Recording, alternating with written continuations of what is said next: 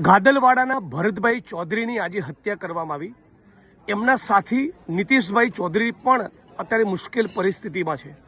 બનાસકાંઠા જિલ્લા police વડાને collector તંત્રને વિડીયોના માધ્યમથી અપીલ કરું છું, તાબડતોબ આ કેસમાં સચોટ તપાસ ટીમની રચના કરી જે પણ કસૂરવારોએ જે પણ કારણસર આ કૃત્યને અંજામ આપ્યો એ તમામને 24 કલાકમાં જેલના સળિયા પાછળ મોકલવામાં આવે, નહીં તો અમે મજબૂર બનીશું ઉગ્ર આંદોલન કરવા માટે। ઉગ્ર આંદોલન નહીં કરવું પડે એવી મને અપેક્ષા છે। શું ગંભીરતાથી ગુનાની આપણે બધા જાણીએ છીએ। એક માણસે જીવ ગુમાવ્યો છે અને આનાથી વધારે ગંભીર પરિસ્થિતિ કોઈ ના હોઈ શકે। એટલે તાબડતોબ હું માગણી કરું છું કે આમાં 24 કલાકમાં જે ટીમ કામે લગાડવી પડે લગાડો, પણ એક આરોપી જેલના સળિયા પાછળ હોવો જોઈએ। આ મારા વિધાનસભાના ભાઈ છે એટલા માટે નહીં, કોઈ પણ ગુજરાતના નાગરિક સાથે આવી ઘટના ના બનવી જોઈએ।